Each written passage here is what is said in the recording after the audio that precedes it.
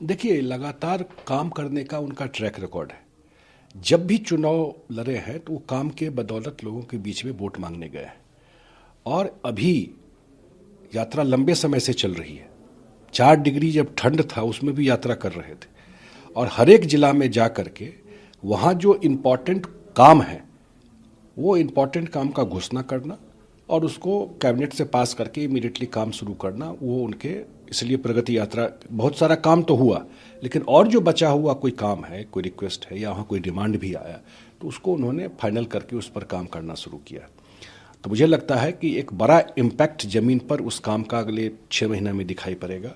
उसी तरह जो केंद्र से उन्होंने आग्रह किया है कि बिहार को विशेष पैकेज देने के लिए, तो आप बजट में भी देखते होंगे उसका रिफ्लेक्शन।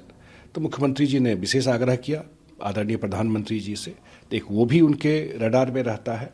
और मुझे लगता है सबसे बड़ी बात कि नीतीश कुमार के सरकार बनने के बाद पहली बार डबल इंजन सरकार का क्या एक फ़ायदा होता है वो स्टेट देख रहा है, और ये अपॉर्चुनिटी बिहार की जनता मिस नहीं करना चाहती।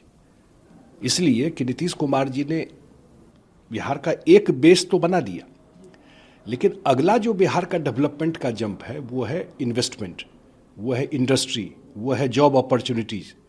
ये जो चीज़ है, अब मुख्यमंत्री जी का सारा फोकस उन सब चीज़ों पे है, और अगले 4 साल में वो चाहते हैं केंद्र से भी सहयोग लेकर के कि बिहार में इन सब चीज़ों को व्यवस्थित कर देना, तो उस पर सारा फोकस है।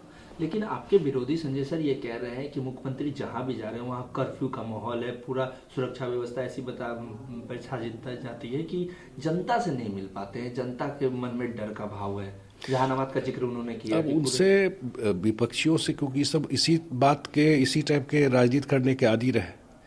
ये तो जनता के बीच के ही मुख्यमंत्री है, ये तो जनता के बीच में ही रहते हैं। जहाँ जा रहे हैं जनता से भी मिलते हैं, स्पॉट पर जाकर योजना को भी देखते हैं, बैठ करके प्रशासन के साथ उस जिला का पूरा रिव्यू करते हैं, और उस रिव्यू में कोई कमी है तो डायरेक्शन देते हैं। तो ये सारा काम, कभी मुख्यमंत्री इस तरह से यात्रा करते थे, बिहार का पुराना ट्रैक रिकॉर्ड देखिए ना। ये मुख्यमंत्री का हमको लगता है, हमको नंबर नहीं याद है, लेकिन 15-16 यात्रा कर चुके हैं। यात्रा का करने का से फ़ायदा ये हुआ बिहार को कि बहुत सारा योजना जो ज़मीन पर स्लो है, डिलेड है, मुख्यमंत्री के जाने से उसमें स्पीड आ जाता है, गति आ जाती है। तो ये काम करने जाता है, और चुनावी साल है तो विपक्ष कुछ तो आरोप लगाएगा ना भाई। चुनावी साल है। राजद सुप्रीमो लालू प्रसाद यादव ने एक बड़ी बात कही, कहा कि भारतीय जनता पार्टी सरकार में अब नहीं आने वाली है, लेकिन जेडीयू का उन्होंने जिक्र नहीं किया, एनडीए का जिक्र नहीं किया। देखिए वो क्या बोले जाने, 2005 में एनडीए नीतीश कुमार के नेतृत्व में उनको हरा करके, और 2025 में हम लोग हैं, नीतीश कुमार जी के नेतृत्व में सरकार चल रही है, और 25 में जब चुनाव होगा तो एनडीए बड़े मार्जिन से यहाँ चुनाव जीतेगा। इसका रिफ्लेक्शन भी हुआ, इसलिए कहीं कोई समस्या नहीं।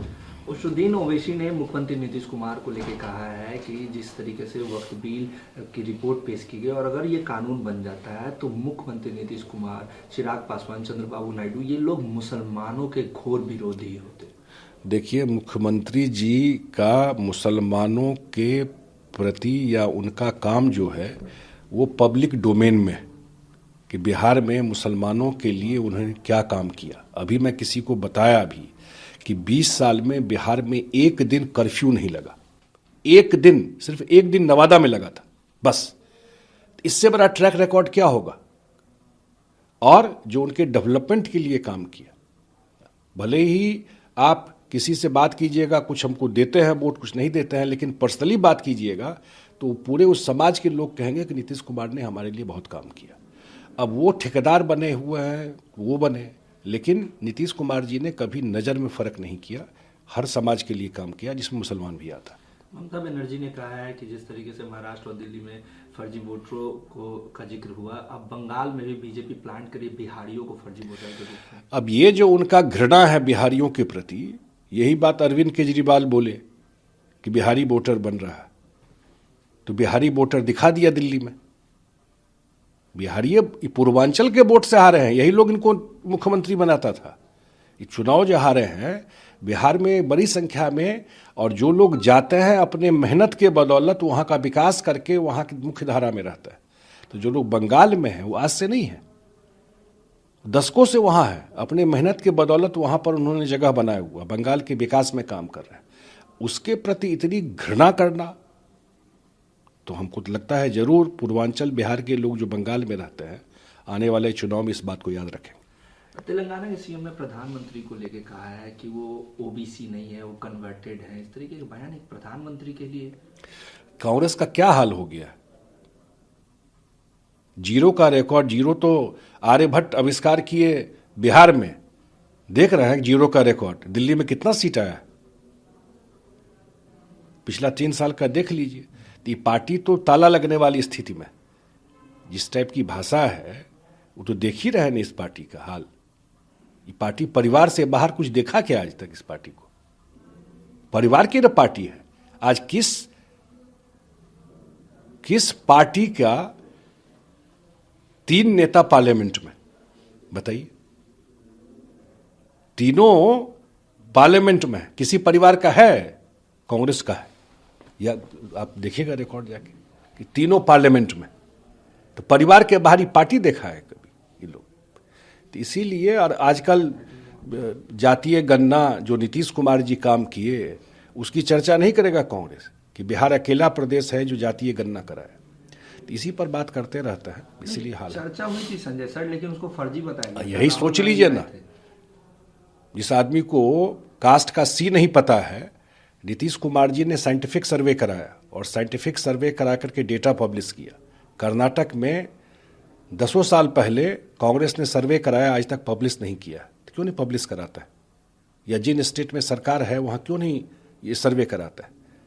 तो इसलिए, और अगर कुछ है तो बताना चाहिए। तो ये तो कुछ भी बोल सकते हैं, इनको क्या तो बहुत सीरियसली लेने की जरूरत नहीं। एनडीए इस बार चुनाव में कितनी सीटों एक्सपेक्ट कर रही है? देखिए, हम लोग का कार्यक्रम चल रहा है पूरा बिहार में एनडीए का, और मुझे लगता है व्यक्तिगत रूप से, मैं कोई नंबर नहीं कहूँगा, लेकिन व्यक्तिगत रूप से लगता है कि आपने लोकसभा का भी रिजल्ट देखा, उसके बाद आपने बाई इलेक्शन भी देखा, और ऐसा सीट जो हम लोग 30 साल से नहीं जीते थे वो सीट भी हम लोग जीते हैं। जनता का मूड एकदम है कि नीतीश कुमार जी के नेतृत्व में 2025 में फिर से सरकार बनाना, और ये तूफान 2010 से ज़्यादा होगा, ये हम लोग को दिख रहा है जमीन पर।